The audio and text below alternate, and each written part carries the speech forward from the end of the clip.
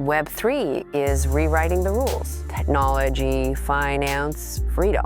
So we're sitting down with some of the builders in the space to get their take on where things are heading. You, as a responsible individual, you should always be the one in charge, the one in power, in control. I mean, like, risk control is much more important than everything else. You don't have to sacrifice security for convenience anymore. The way that we interact with crypto is being rewritten in real time. And this is a NOWeffect by ChangeNOW. Feel the power of now.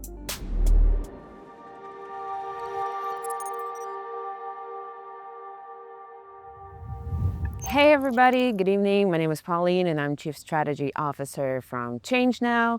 And I am joined today on this beautiful day in Cannes during ETHCC by two amazing privacy experts who I've known for a long time, but it's very rare to catch them both live. And I'm very thrilled to be joined by Sharma and Seth on privacy, both wonderful team members of Cake Wallet. You guys actually are the main ones. So yeah, Vic is the CEO and Seth is the COO. And they are, again, great privacy experts. So as a privacy enthusiast, I couldn't just pass up an opportunity and not have a conversation centered around both digital and financial privacy. So yeah, welcome, gentlemen. Thank you so much for coming out. Thanks for having us on. Yeah, excited. You guys, I've always admired your work at Cake Wallet. Cake Wallet has been our partner for the longest time. And I just wanted to pick your brains a little bit on what you think about both online and financial privacy right now in the state of the legislation in the entire world, because we live in fairly uncertain times when online privacy is getting compromised constantly under state surveillance and corporate surveillance, and both big tech corporations and governments want to know everything about what you post online, what you spend your money on, what you do online. And this is definitely concerning. I am concerned about it, as, for example, the European Union is. But unlike the European Union, I actually want to make some change and at the very least talk about privacy so that more people are aware that their digital rights are basically being taken away. Mm-hmm. So yeah, very curious what you have to say about it, because you guys are in the United States, so you probably keep a much closer eye on the recent legal developments, lawmaker developments in the United States, and one of them is repealing Section 230, which is what a lot of tech journalists have been talking about lately. What surprised me is that it seems to be like a bipartisan issue. So Democrats are being on board with repealing Section 230 as well, which I honestly find very strange. But as you guys are in more context, maybe you can shed some more light into it. Could you Section 230, could you tell me what that is? Oh, Section 230 is a little law that was introduced back in, I think, 1991 or 1992. Mm-hmm. Basically, it's a little 26-word, I think, law, which basically lifted the liability for the content that was posted online on things like social media and blogging platforms, so on and so forth, from the platforms that were hosting that content, and shifted that liability on the individual, mm-hmm. which basically makes freedom of speech possible, mm-hmm. because it doesn't really matter what you say in Facebook, and nobody can delete it, and nobody can make Facebook liable for the content that you post on it, as an example. This is basically being reverted, thus enabling the surveillance of every single social media user, because, again, big corporations don't really want to face the risk of being liable for example, like hate speech somebody posted online, or content that not a lot of people find like child friendly or something like that. Mm-hmm. So Mm-hmm. I've seen quite a lot of developments about the legal fight that is going on. So I was curious to kind of hear whether you guys have heard about it, and if yes or no, like what you think about it based on what I've explained just now. Yeah, I mean, I'd heard about it. I just didn't know it was Section 230. By the way, I'm also in the steel industry, so we talk a lot about Section 232, which is the section that Trump used to place tariffs on steel products coming into the U.S. on steel imports. So Section 232 is about national security. So, but anyway, getting back to your thing, there's a lot you said in there. So I don't. Where should we start? We can start with financial privacy, I guess.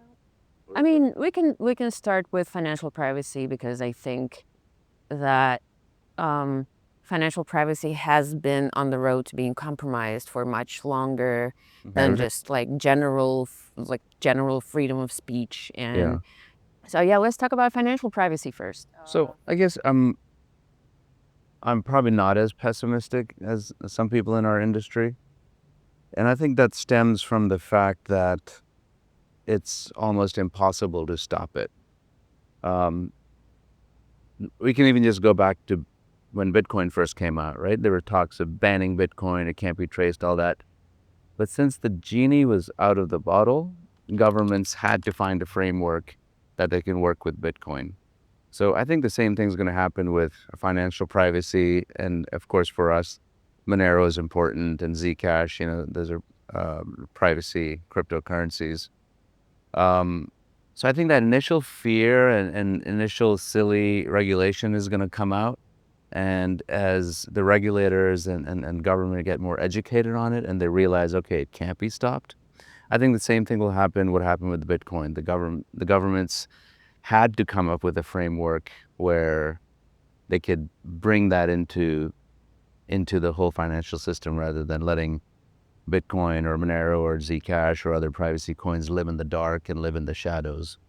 I mean, if they do that, then of course you're going to have a parallel economy, which is going to hurt taxation and development of countries and society. So I think there'll be attempts right now and maybe in the near future for these types of bans.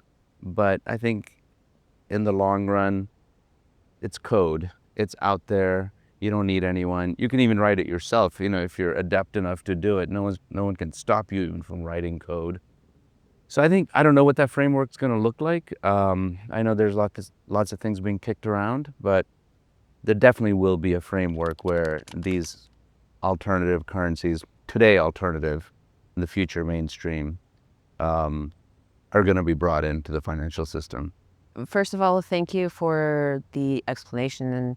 And what I also wanted to ask you is, was there ever like an event in the privacy sector of cryptocurrencies that kind of put privacy coins on everybody's radars, and people started realizing that this perhaps was something that had to be regulated, something that was way too good to be true in terms of privacy, so that like exchanges started delisting privacy coins. ZK proofs didn't really exist back then. So there was like the fight against privacy coins and the fight against crypto privacy basically started. Like, can you both pinpoint that?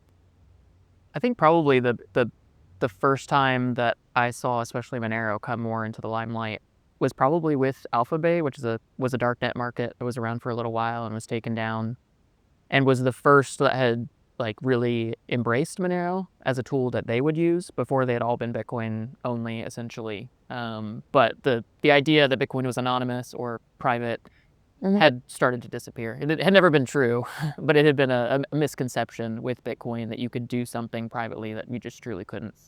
And so I think Alphabay was that first turning point where law enforcement took it down. It became something that was publicly known that it had been using Monero. Like, obviously people on the darknet market, on the dark web, maybe knew that, but the average person did not.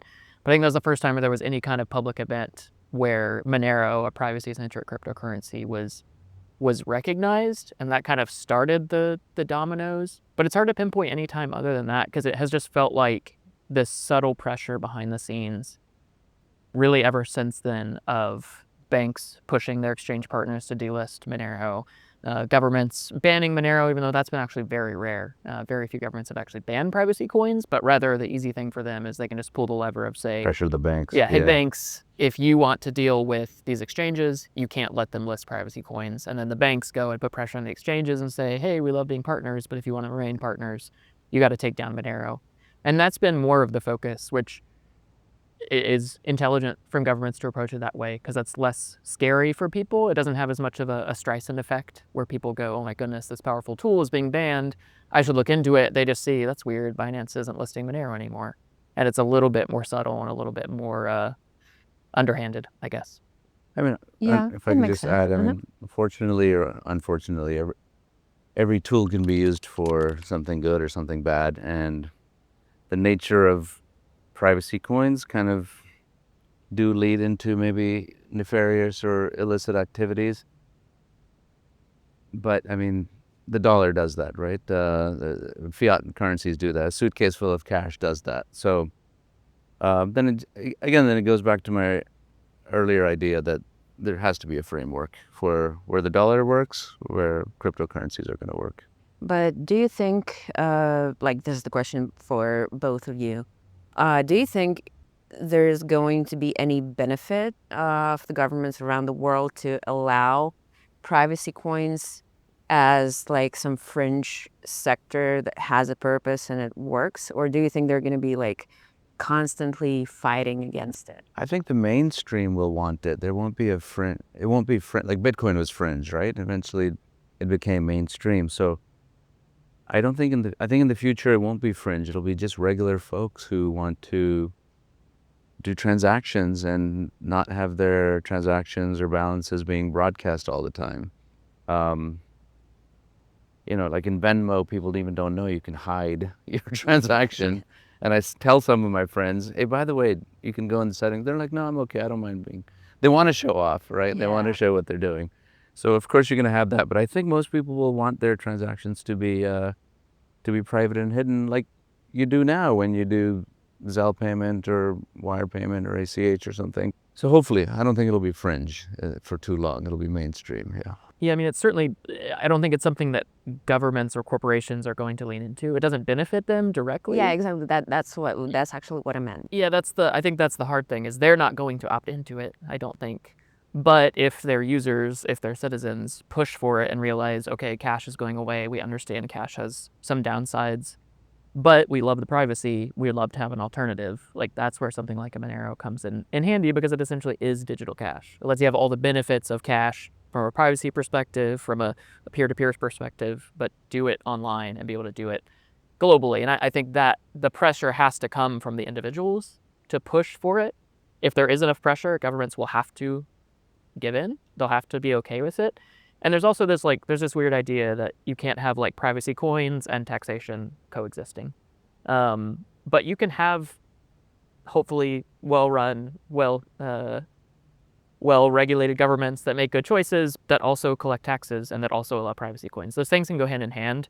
Citizens can choose to disclose transaction details with privacy coins. There's nothing that's prevented there. You can do a lot of the things that governments still want to be able to do with privacy coins, and yet those individuals still get privacy from outside observers, and they get the choice of who they reveal that data to, rather than it just being revealed to the world. I mean, that actually sounds kind of utopian. Because again, like, as somebody who is a privacy enthusiast, I'm like, and as someone who resides in an environment where privacy is constantly compromised, like I constantly have to watch where I spend my money. If I'm sending my money to somebody who does not have any trouble with the government or with the police, online privacy in general is being compromised. I do think that if privacy coins became mainstream, and if not just, for like donating to nonprofit organizations or various NGOs or people in need, and I've always spoken out about crypto being a perfect tool for donations because of the transaction fees and the speed and lack of being exposed to PayPal and having your data collected by PayPal. I want to think you guys are right. I want to think that privacy coins will be like a standard for private transactions at some point. People will not be prosecuted for just using privacy coins. That's going to be, as in those memes where society, if private coins were okay, and there's spaceships flying around and towers and things like that. When do you guys think that's going to happen? Is there any time frame? I thought it would have happened, 4 or 5 years ago. But I mean, it's hard to pinpoint, but at least there is a awakening, right? There's interest in private transactions, private cryptocurrencies, especially in 2025, and then it continues to be. So it's going to happen on July 31st, 2028. World changes. No, it's hard to pinpoint, but Fingers crossed. Yeah, exactly. But it's happening. I can feel the shift. I mean, there's more demand. I mean, we see it in Cake Wallet. Cake Wallet has grown. The transactions have grown. The swaps to privacy coins, as you know, our long-term partner has drastically grown over the last 12 months for all of us. So, and it's just not us. It's just not you. It's everybody that's playing in this space. So that means the overall market is growing. So yeah, July 31st, 2028. That's I mean, we've seen that there is this steady awakening over the last few years, like you mentioned. We've seen even massive companies like Apple leaning into building actually genuinely good privacy-preserving tech and deploying it to every iPhone user who wants to opt in and use these things. It's becoming a norm and an expectation for regular people. It used to be just the kind of the weirdos like us that we're choosing, I want to use this crazy nerd tool because I care about financial privacy or I care about digital privacy. It's just not the case anymore. The average person understands how broken the system is, and everyone naturally is seeking for a solution. A lot of people maybe aren't talking about financial privacy or digital privacy, but they are wanting things to be better. You naturally want your financial transactions to not be public to everybody. It's an expectation that's been broken. And when the tools are actually usable enough, that when they're actually there, when they're actually easy to access, people will opt into that. So I think there's a lot of reason for optimism that more and more people will choose that. I think it's hard for me to foresee the masses opting into that because unfortunately most people aren't willing to jump into personal responsibility and aren't willing to push back against what a government tells them is the best choice for them. But we're seeing that shift more and more, and you start to get the snowball effect where when it becomes normal, people just want to latch on to whatever is seen as normal. And maybe they didn't actually care about privacy, but because their favorite influencer cares about privacy or because their favorite company has shipped something that's privacy-centric, they start to understand, oh, yeah, okay, this is just how it should be. And you can really get a quick snowball into a world where it becomes much more normal to use privacy-preserving coins. And what's interesting is that Apple, from my observations, Apple is one of the very few big tech companies that seems to be actually leaning into privacy instead of just forfeiting everything in favor of AI. Because I don't know if you've heard, I have heard that basically AI agents like OpenClaw and things that are similar to it. I'm sorry, I'm an AI, I hate AI. Shinrin Constantine. You will pry my hatred of AI from a cold dead hands. Well, Yeah, and basically they've discovered that AI parser agents can lift any type of private information about you that exists on the internet, even if it's long forgotten and buried somewhere, and they can identify pretty much anybody on the internet. And all of a sudden, people don't seem to care about that. They're like, hell yeah, we're gonna use our little LLMs and run them on Mac Minis and like launch agents, which will do, like, which will tell you how to wipe your ass when you go to the bathroom. Guilty. So I think it's a new and exciting tool. All these agents or these personal assistant type things like OpenClaw. I think it's a very small subset of people who are experimenting with it, and they're doing it the right way by not giving access. Sure, there might be people that are like, let's go all in. Here's my bank account. Here's my everything. You're going to have those, but I think people are willing to, right now, for experimental sake, the way at least for me, I guess I'm speaking for myself. For experimental sake, for learning, for education, I'm willing to give up a little bit of privacy. For example, my OpenClaw, I haven't given it access to my real emails, but I've created an email for it, and some emails get forwarded to it, which I want to be notified on or I need to reply.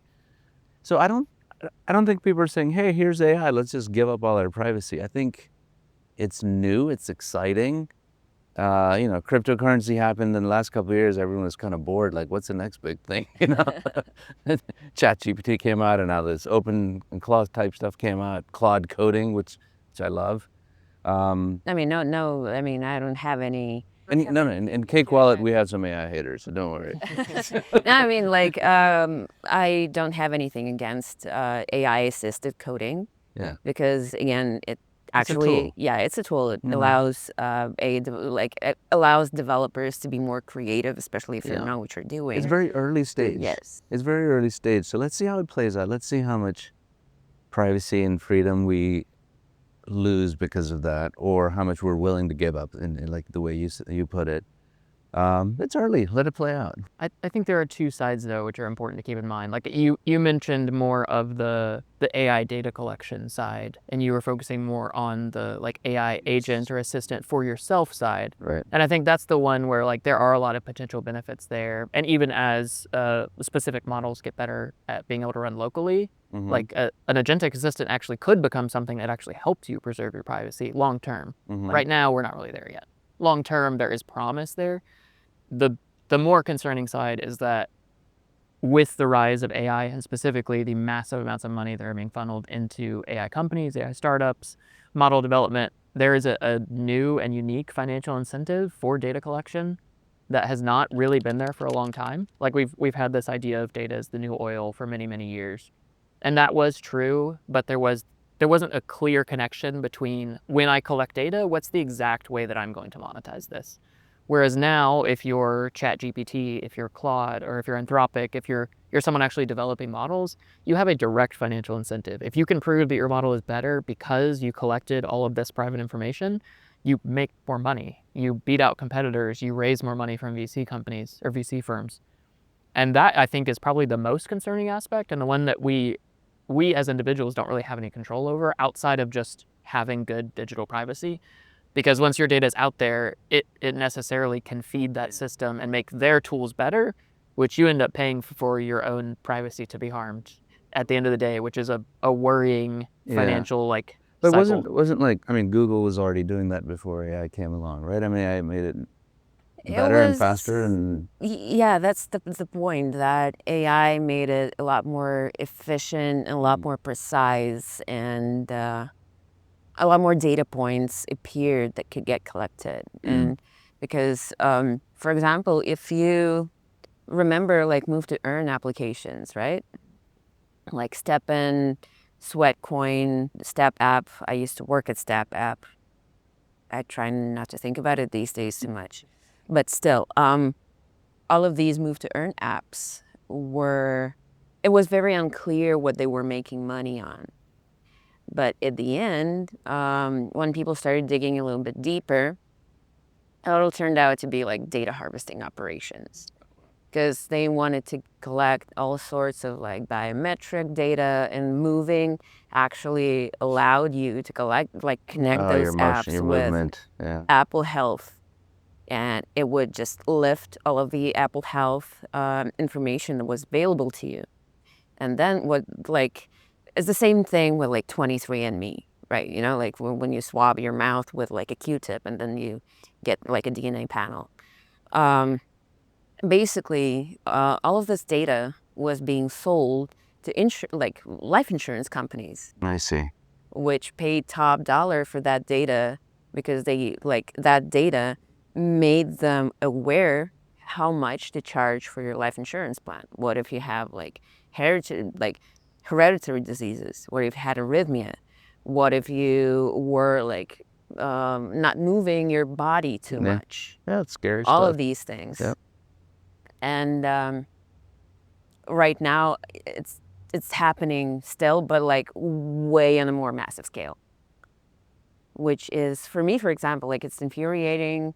I know that's late stage capitalism for you, and as long as there's financial incentive to blow up babies or whatever, it is going to be happening. And what I keep thinking about is how we can preserve our privacy in this day and age. So maybe you guys have some tips. He's Seth for privacy, so Yeah. he teaches privacy. It's in the name. Seth's It's in Teach the us name. some privacy, in the Seth, name. for privacy. Yeah, I mean, I think the rise of all of these AI companies is a fantastic time for people to start figuring out, how do I not become just a part of someone's model? How do I not become someone that a bad actor or someone with a $5 wrench can easily track down? Also, one thing before I forget, if your financial data gets exposed to AI, how can banks and credit companies not be interested in that? 100%.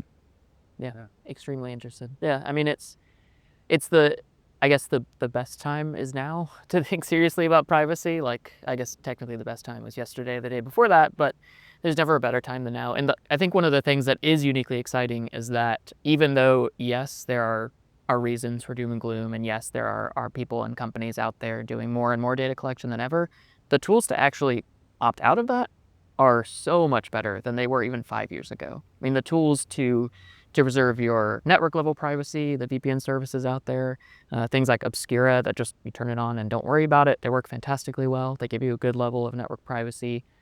Browsers like Brave, where you can just switch from Chrome to Brave, you have the exact same experience, and then suddenly there is almost no tracking or surveillance that normal websites can do to you at the website level itself.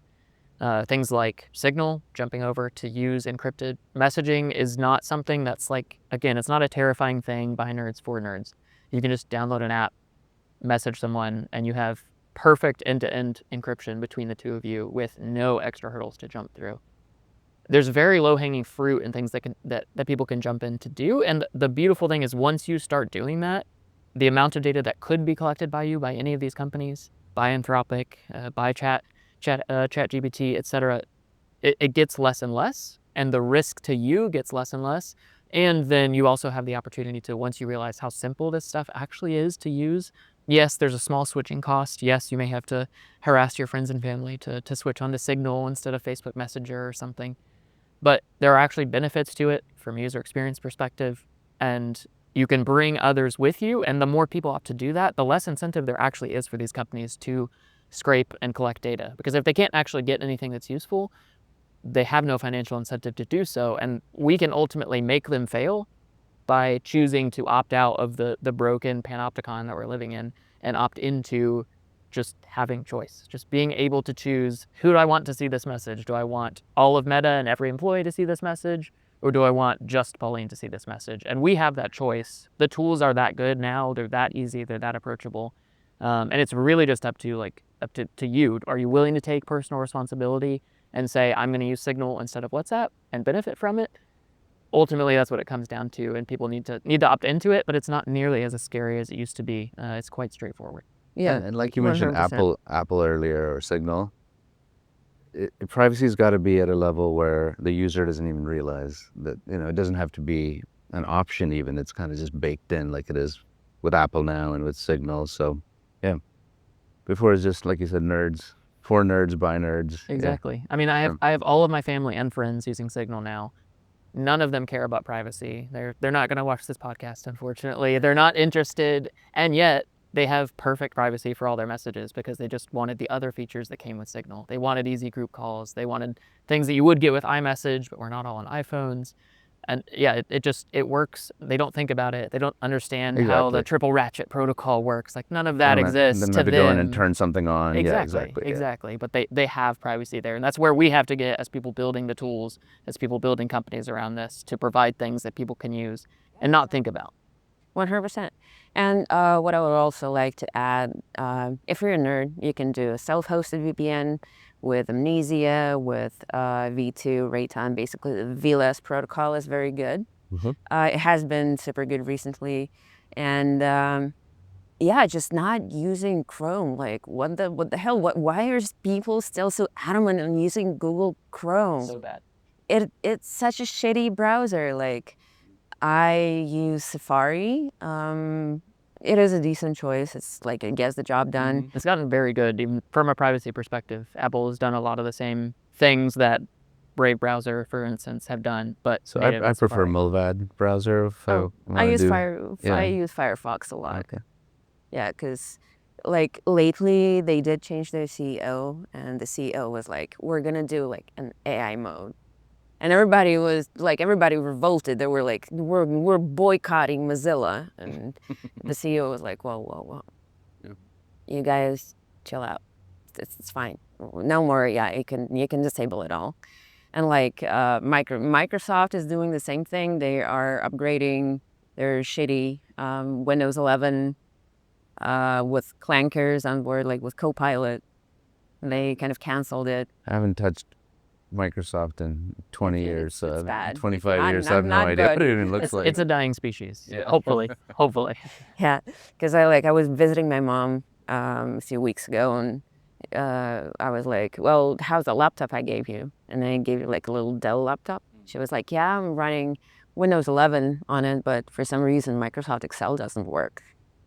I was like, why? She told me it froze all the time. Like, she would open it and it would freeze.